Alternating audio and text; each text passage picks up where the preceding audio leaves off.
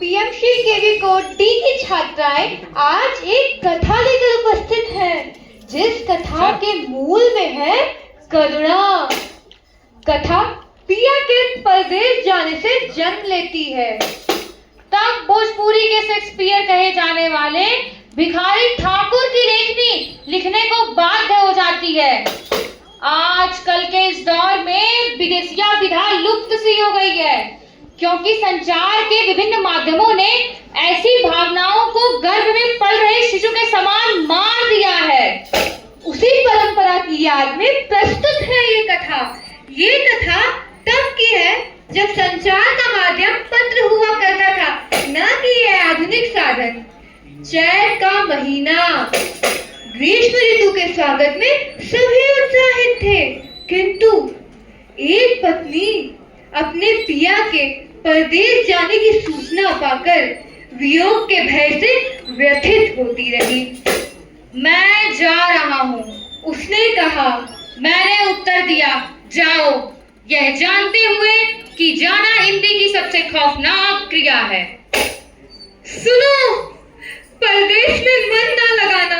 यहाँ तुम्हारे पीछे मेरे आंगन में चैन बिखरा पड़ा है और मेरे भीतर दर्द।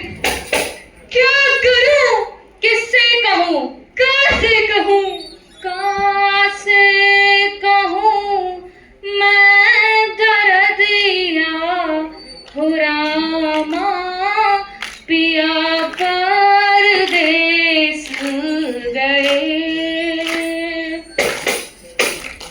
कैसे कहूं मैं दर्दिया हो रामा, पिया परदेस गए।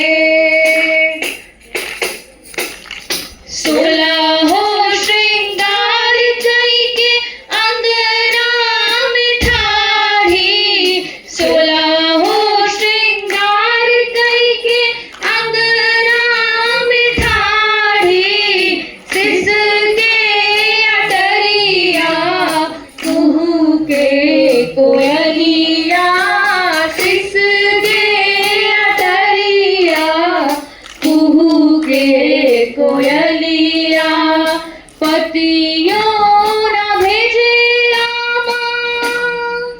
एक विरहणी अपने प्रियतम के संदेशे का इंतजार कर रही है। उसके भीतर भय समाया हुआ है और इसीलिए रात भी उसे उस काली जहरीली नागिन के समान लग रही है, जो दिन पर दिन, क्षण प्रति क्षण उसके जीवन की रंगीनता को नष्ट किए जा रही है। पतियों न भेजे रामा, निपत न धनवा, रात जैसे दाढ़ी नगिनिया हो रामा, पिया परदेस गए। कैसे कहूं मैं दर्दिया हो रामा, पिया परदेस गए।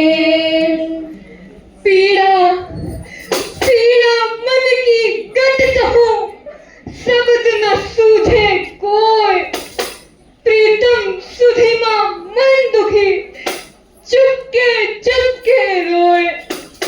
इन पंक्तियों से आप समझ सकते हैं कि उस नायिका की व्यथा किस प्रकार की हो सकती है। नायिका नायक का इंतजार कर रही है, वो भी चैत के महीने में। वो कहती है, कोयले की मीठी बोली लागे